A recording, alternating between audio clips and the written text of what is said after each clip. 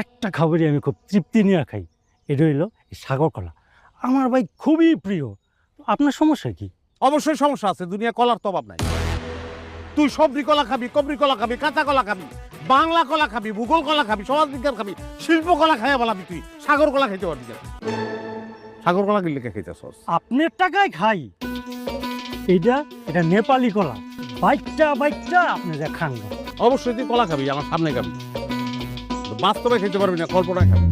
মানে কল্পনায় খাবি, আর যদি কল্পনায় খাইতে না পারোস তাহলে বাস্তবে খুব খাবি। কল্পনা কেমন খাবো ভাই? যাইতেছি আমি।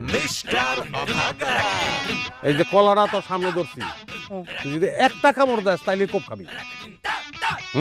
এটা কেমন সম্ভব? একটা কামড় দিলে খুব খাবি, তুই কল্পনায় খাবি।